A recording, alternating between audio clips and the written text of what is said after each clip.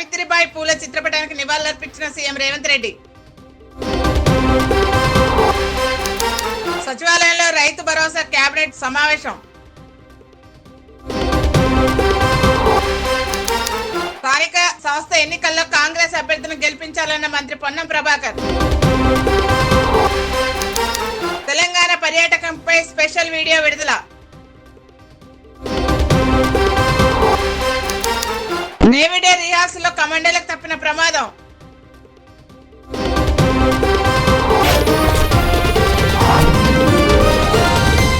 సామాజిక సంస్కర్త, ఆధునిక భారత తొలి మహిళా ఉపాధ్యాయులు సావిత్రిబాయి పూలే జయంతి సందర్భంగా జూబ్లీహిల్స్ లోని తన నివాసంలో మహనీయురాలు చిత్రపటానికి ముఖ్యమంత్రి రేవంత్ రెడ్డి పూలు వేసి నివాళులర్పించారు. సావిత్రిబాయి పూలే చిత్రపటానికి నివాళులర్పించిన సీఎం సలహాదారు వేం నరేందర్ రెడ్డి, ప్రభుత్వ సలహాదారు ఆర్కార Venugopal, MP Balaram Naik, MLA NM Srinivas Reddy, Anirudh Reddy తదితరులు పాల్గొన్నారు. హైదరాబాద్ లో ఐఐటి కందిలో నిర్వహించిన Australia India critical minerals research hub workshop లో డిప్యూటీ సీఎం బట్టి విక్రమార్క పాల్గొన్నారు. ఈ సందర్భంగా ఆయన మాట్లాడుతూ ఐఐటీలు కేవలం విద్యా సంస్థలు మాత్రమే కాదు, దేశ నిర్మాణానికి వేదికలన్నారు. తెలంగాణ రాష్ట్రంలో క్లీన్ అండ్ గ్రీన్ ఎనర్జీ పాలసీని రూపొందించడంలో ఈ వర్క్ షాప్ సహకారం స్ఫూర్తికి అద్దం పడుతుందని చెప్పారు.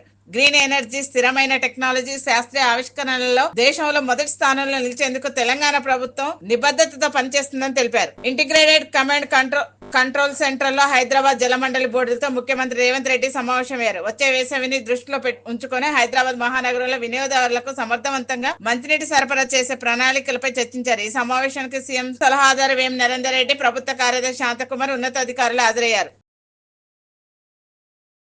సచివాలయంలో రైతు భరోసా కేబినెట్ కమిటీ సమావేశం జరిగింది. ఈ నెల 5, 6, 7 తేదీల్లో గ్రామ సభలు నిర్వహించి రైతు భరోసాపై విస్తృత ప్రచారం నిర్వహించాలని చర్చించారు. పంట సాగు చేసిన ప్రతి రైతుకు రైతు భరోసాపై గ్రామాల్లో విస్తృతంగా ప్రచారంపై నిర్ణయం తీసుకున్నారు. సిద్దిపేట జిల్లా అక్కన్నపేట మండలం కేంద్రంలో భారతదేశ తొలి మహిళా ఉపాధ్యాయురాలు సావిత్రిబాయి పూలే 194వ జయంతి సందర్భంగా ఆమె చిత్రపటానికి పూలమాల వేసి మంత్రి పొన్నం ప్రభాకర్ నివాళులర్పించారు. తెలంగాణ ప్రభుత్వం పక్షాన గౌరవించుకుని వారి జయంతి సందర్భంగా తెలంగాణ ప్రభుత్వం మహిళా ఉపాధ్యాయ దినోత్సవంగా ప్రకటించామన్నారు. సావిత్రిబాయి పూలే మార్గదర్శకంలో ప్రపంచంలో అన్ని రంగాల్లో భారత మహిళలు పోటీపడే విధంగా ఎదగాలని కోరారు. సావిత్రిబాయి పూలే మహిళలు కూడా చదువుకోవాలని నినదించి ఈరోజు సమాజంలో మేము సగం అనేటువంటి పరిస్థితికి ఎదగడానికి కారకులైనటువంటి సావిత్రిబాయి పూలే జయంతి సందర్భంగా వారికి ఘనంగా నివాళులర్పిస్తూ ఉన్నాం. వారిని తెలంగాణ ప్రభుత్వం పక్షాన గౌరవించుకొని మహిళా ఉపాధ్యాయ దినోత్సవం కూడా ప్రకటించినాం. వారి పట్ల అపారమైన గౌరవం ఉంది. ఈరోజు తెలంగాణ ప్రభుత్వం తరఫున మహిళా ఉపాధ్యాయ దినోత్సవంతో పాటుగా రాష్ట్రం మొత్తం అధికారికంగా వారిని గౌరవించే విధంగా కార్యక్రమం చేస్తూ ఉన్నాం. తప్పకుండా సావిత్రిబాయి పూలే ఏ మార్గదర్శకత్వం చేసిందో ఆ సూచన మేరకు ఈరోజు ప్రపంచ స్థాయిలో మహిళలందరూ కూడా పోటీ పడే విధంగా మన భారత మహిళలు అన్ని రంగాల్లో మేము ఉన్నామంటూ ముందుకు వస్తూ ఉన్నారు. నేను భవిష్యత్తులో మరింతగా మహిళలకు సంబంధించి ఇంకా అన్ని రంగాల్లో అవకాశాలు దొరికిపుచ్చుకునేటువంటి విధంగా ఎదగాలని కోరుకుంటూ ఇప్పటికే తెలంగాణ ప్రభుత్వం అన్ని రకాల మహిళలకు ప్రాధాన్యత ఇస్తూ ఉంది. ఉచిత బస్సు మహిళలతో పాటుగా ఇందిరమ్మ ఇండ్లతో పాటుగా మహిళా సంఘాలందరినీ కూడా పటిష్టవంతం చేసి కోటీశ్వరులను చేయాలని విధంగా విద్యా వ్యవస్థలో వారికి అనేక రకాల వసతులు కలిగిస్తూ ప్రత్యేకమైన అనేకమైనటువంటి సౌకర్యాలు కలిగేసే ఈ సందర్భంలో ఆ మార్గదర్శకత్వం మహిళల గురించి ఆలోచించే విధంగా చదువుకునేటువంటి పోరాడి ఆనాడు నిషేధం ఉన్నటువంటి పరిస్థితుల్లో కూడా చదవాలని గట్టిగా మాట్లాడినటువంటి సావిత్రిబాయి పూలే గారి జయంతి సందర్భంగా వారికి ఘనంగా నివాళులర్పిస్తారు. కరీంనగర్ జిల్లా హుస్నాబాద్ నియోజకవర్గం సైదాపూర్ మండల కేంద్రంలో ముఖ్య నేతలు, కార్యకర్తలతో మంత్రి పొన్నం ప్రభాకర్ సమావేశమయ్యారు. ఈ సందర్భంగా ఆయన మాట్లాడుతూ స్థానిక సంస్థల ఎన్నికల్లో ప్రతి గ్రామంలో సర్పంచులుగా కాంగ్రెస్ పార్టీని గెలిపించాలని కోరారు. ఎన్నికల్లో పోటీ చేసేవారు గ్రామాల్లో కష్టపడి పనిచేయాలన్నారు. దయచేసి మా ఎలక్షన్లు అయిపోయినాయి. రేపు మీ ఎలక్షన్ కష్టపడడానికి వరకు నేను ప్రయత్నం చేస్తా. తప్పకుండా నేను గట్టిగా మీ వెంబడి ఉంటా. మీ ఎలక్షన్లో మీరు కొద్దిగా హుషారు కావాలా లేదా? ఎమ్మెల్సీ కవిత తన నివాసంలో బోధన్ నియోజకవర్గ నాయకులు కార్యకర్తలతో సమావేశమయ్యారు. ఈ సమావేశానికి ఎమ్మెల్సీ కవిత, బోధన్ మాజీ ఎమ్మెల్యే షకీల్, సతీమణి అయేషా ఫాతిమా, నిజామాబాద్ మాజీ అర్బన్ ఎమ్మెల్యే గణేష్ గుప్తా హాజరయ్యారు. సిద్దిపేట జిల్లా హుస్నాబాద్ మండలం పోతారం జిల్లా పరిషత్ ఉన్నత పాఠశాలలో భారతదేశ తొలి మహిళా ఉపాధ్యాయులు సావిత్రిబాయి పూలే 194వ జయంతి వేడుకలకు మంత్రి పొన్నం ప్రభాకర్ పాల్గొన్నారు. ప్రభుత్వ మహిళా ఉపాధ్యాయ దినోత్సవంగా ప్రకటించడంతో మహిళా ఉపాధ్యాయులను సత్కరించారు. సీఎం కప్ లో అత్యుత్తమ ప్రతిభ కనబరిచిన విద్యార్థులను సత్కరించారు. విద్యార్థులకు స్పోర్ట్స్ యూనిఫామ్ పంపిణీ చేశారు. కాంగ్రెస్ పార్టీ సిద్ధచిత్తో బీసీ కులగణన చేస్తుందని ఎంపీ చామల కుమార్ రెడ్డి అన్నారు. ఎమ్మెల్సీ కవిత బీసీల కోసం ధర్నా చేయడం విడ్డూరంగా ఉందన్నారు. బీసీల పట్ల సిద్ధసిద్ధి ఉంటే మీ పార్టీ అధ్యక్షుడిని బీసీగా ప్రకటించాలని డిమాండ్ చేశారు. 10 ఏళ్ల పాలనలో ధర్నా చౌకం లేకుండా చేసి బీసీలను విస్మరించిన ఘనత బీఆర్ఎస్ పార్టీదే అని విమర్శించారు. In regard to the BC reservations, last 10 years their party has no stand towards BCs. They haven't appointed any BC neither as a president or working president in their own party. Congress in the past has made Hanmant Rao ji, D. Srinivas ji, Keshav Rao ji and present Mahesh Gaud ji is the PCC president of Congress party. All the BC leaders from different communities have been the PCC presidents. But BRS for the last 10 years during the ruling and during the agitation, their party have never appointed the BC president. Now she is coming and talking about the BC concept. After releasing from the jail, she want to take the BC concept because Congress is already doing caste census and Congress is very much concentrating on implementing the reservations according to the caste census. To take an advantage of what Congress is going to do at 100% level, she gone and sat at the Dharna Chowk. I am saying, Kavita ji, you are not supposed to sit in Dharna Chowk. You better sit in front of your father's farmhouse, who have ruled 10 years Telangana, which is a new state, haven't done anything to the BCs, and today you are doing a whitewash. Politics is good. You better do constructive politics by supporting the government on caste census. But whereas your party has disturbed during the caste census door to door when officers have gone, questioning why are you disturbing, why are you taking their data, all these nonsense questions have been raised by your party to stop this caste census. So you don't have any right to sit in the Dharna Chowk today. Telangana పర్యాటక రంగాన్ని ప్రోత్సహించే దిశగా రాష్ట్ర ప్రభుత్వం చర్యలు తీసుకుంటుంది. రాష్ట్రంలోని ప్రముఖ పర్యాటక ప్రదేశాలకు ప్రాచుర్యం కల్పించే విధంగా ప్రణాళికలు సిద్ధం చేస్తుంది. అందులో భాగంగా సుందరమైన తెలంగాణను చూద్దాం రండి అంటూ సందర్శకులను ఆకర్షిస్తుంది. ఈ మేరకు పర్యాటక శాఖ ఓ స్పెషల్ వీడియోని విడుదల చేసింది. న్యూ ఇయర్ సందర్భంగా ఈ వీడియోను ఐఏఎస్ అధికారి స్మితా సబర్వాల్ ఎక్స్ వేదికగా షేర్ చేయగా తెలంగాణ టూరిజం రీపోస్ట్ చేశారు. బీసీలకు 42% రిజర్వేషన్ కల్పించాలని ఎమ్మెల్సీ కవిత ధర్నా చేయడంపై మహిళా ఫైనాన్స్ కార్పొరేషన్ చైర్మన్ బండు శోభారాణి ఫైర్ అయ్యారు. 10 సంవత్సరాల పాలనలో ఏం చేశారని ప్రశ్నించారు. తమ పార్టీ బీసీలను సీఎం చేస్తామని చెప్పి ధర్నాలు చేయాలని డిమాండ్ చేశారు. లిక్కర్ స్కామ్ లో దొరికిపోయిన తెలంగాణ ప్రతిభకు భంగం కలిగించారని ఆరోపించారు. 10 సంవత్సరాలు మీరు అధికారంలో ఉండి బీసీలకే మనం న్యాయం చేసిరా మీరు ఆలోచన చేయండి. మేము ఇప్పటికి కూడా అడుగుతా ఉన్నాం, నిజంగా కవితమ్మ గారు నీకు చిత్తశుద్ధి ఉంటే, బీసీల మీద ప్రేమ ఉంటే ఫస్ట్ మీ పార్టీ అధ్యక్షుడిగా బీసీని నియమించండి. మా పార్టీ అధికారంలోకి వస్తే ఒక బీసీని ముఖ్యమంత్రిని చేస్తామని ప్రకటించండి.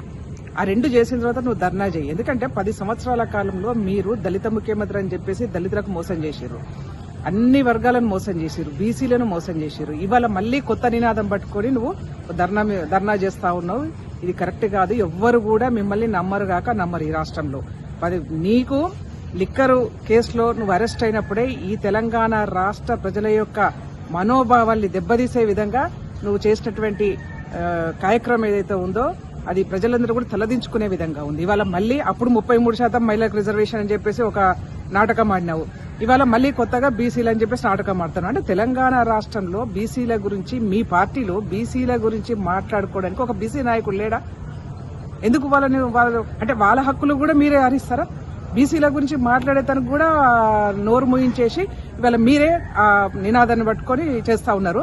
కాంగ్రెస్ పార్టీకి పూర్తిగా చిత్తశుద్ధి ఉంది. కాంగ్రెస్ పార్టీ ఒక రాష్ట్రానికి బీసీని అధ్యక్షునిగా చేసింది మహేష్ కుమార్ గౌడ్ను. ఇవాళ మా పార్టీలో బీసీలకు ఒక పెద్దపీట వేస్తా ఉన్నాం. అంతేగాని మీలాగా కాదు.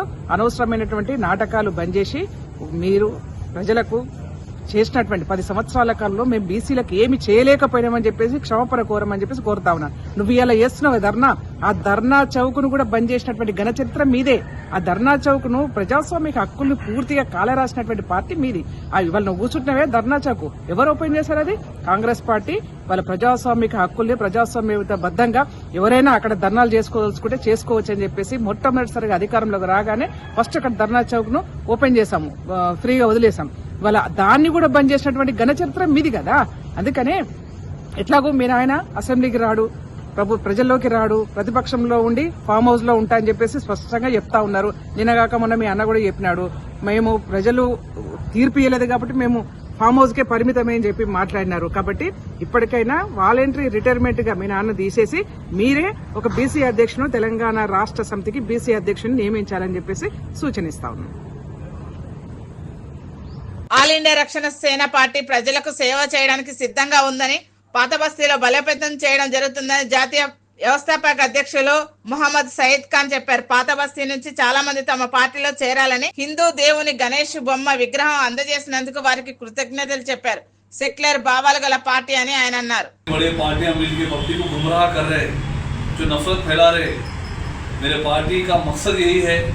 कि ये जो नफरत है इसे हमें ख़त्म करना है और मैं अकेला इसमें नहीं कर सकूँगा। जैसे कि हमारा महाराष्ट्र के राजा है, हमारे वहीद भाई ओरछड़ी से, कि तमाम लोग हमारे पार्टी के एक्टिव लोग हैं और किसी को शिकायत है किसी से भी, कोई भी केस किसी भी तरह की हेल्प चाहिए तो हमें बिल्कुल कांटेक्ट करिए। हमारे पार्टी लकड़ी का पुल पे है। कोई अगर MRO आपको पैसों के लिए सता रहा, कोई सर्टिफिकेट के लिए म्यूनसिपल में, कोई PS, कोई जैसे कि इलीगल केसेस एक्टिविटी हो रहे मंगलहाट ओरछड़ी कहीं पर भी, तो हमारे पार्टी को कांटेक्ट करिए। कोई नेता कोई भी सता रहा है आपको इलीगली, मैं शाहिद खान मैं जिम्मेदारी के साथ कहना चाह रहा हूँ, मैं आपके लिए पब्लिक को ठहरूंगा। స్థానిక సంస్థల బీసీలకు రిజర్వేషన్ తగ్గించిన ఘనత బీఆర్ఎస్ పార్టీకి దక్కుతుందని పిసిసి అధికార ప్రతినిధి గౌరీ సతీష్ అన్నారు. BRS party working president KTR మరోసారి బీసీలను మోసం చేసే కుట్ర చేస్తున్నారని విమర్శించారు. చిత్తశుద్ధి ఉంటే వర్కింగ్ ప్రెసిడెంట్ పోస్ట్ బీసీలకు కేటాయించాలని డిమాండ్ చేశారు. బీసీల పట్ల కపట ప్రేమ చూపడం అంటే మరొక్కసారి బీసీలను మోసం చేయడానికి మాట్లాడుతున్నటువంటి మాటలని మనం అందరం కూడా ఒక్కసారి గుర్తుపెట్టుకోవాలి. 2 పర్యాయాలు తెలంగాణ రాష్ట్రం ఏర్పడ్డ తర్వాత బీసీలకు స్థానిక సంస్థలో ఉన్నటువంటి రిజర్వేషన్లు తగ్గించి ఎన్నికలకు పోయి ఎన్నికలు నిర్వహించినటువంటి మీరు అధికారంలో ఉన్నప్పుడు బీసీలకు కల్పించవలసినటువంటి రిజర్వేషన్లు కల్పించకుండా అధికారం కోల్పోయిన తర్వాత మరొక్కసారి ఇప్పుడు డ్రామాలు ఆడే ప్రయత్నం చేయడం అనేది చాలా శోచనీయాంశం అనేది కాంగ్రెస్ పార్టీ పక్షాన ఖండిస్తా ఉన్నాం. మీకు చిత్తశుద్ధి కనుక బీసీల పట్ల ఉన్నట్టుంటే బీసీలకు మీ పార్టీ అధ్యక్షులను కానీ వర్కింగ్ ప్రెసిడెంట్లను కానీ ఎందుకు చేయలేదో మీరు యావత్ తెలంగాణ సమాజానికి సమాధానం చెప్పాలా. అది చెప్పకుండా బీసీలను మరొకసారి స్థానిక సంస్థల్లో వాడుకోవడానికి మోసం మాటలు మాట్లాడడం మానుకోవాలని చెప్పి కాంగ్రెస్ పార్టీ పక్షాన హెచ్చరిస్తా ఉన్నాం. దాంతోపాటు గౌరవ మాజీ మంత్రివర్యులు హరీష్ రావు గారు పోలీస్ వ్యవస్థను చిన్న చూపు చూసే విధంగా మాట్లాడమంటే చాలా శోచనీయాంశం. తెలంగాణ రాష్ట్ర శాంతి భద్రతలను బీహార్ రాష్ట్రంతో పోల్చడం అంటే తెలంగాణ రాష్ట్రంలో ఉన్నటువంటి శాంతి భద్రతలను విఘాతం కలిగించే విధంగా మాట్లాడమంటే చాలా శోచనీయాంశం. కాబట్టి దయచేసి ఒక ప్రతిపక్ష పార్టీగా ఇలాంటి పిచ్చి ప్రేలాపనలు మాట్లాడడం అనేది మంచి సంస్కారం కాదు, ఇది రాజకీయాల్లో తగదని చెప్పి కాంగ్రెస్ పార్టీ ప్రజాప్రభుత్వం పక్షాన హెచ్చరిస్తా ఉన్నాం. భారత నౌకాదళం ఆధ్వర్యంలో ఒడిశాలోని పూరి తీరంలో డిసెంబర్ 4న నేవీ డే నిర్వహించనున్నారు. దీనిలో భాగంగా నేవీ డే నియాసలలో పాల్గొన్న కమాండోలకు పెద్ద ప్రమాదం తప్పింది. కిందికి దిగుతుండగా కమాండోల పారాషూట్లు ఢీకొన్నాయి. పారాషూట్లు ఢీకొనడంతో సముద్రంలో కమాండోలు పడిపోయారు. వెంటనే అప్రమత్తమైన నేవీ సిబ్బంది కమాండోలు రక్షించారు. Please like, share and subscribe Sneha TV.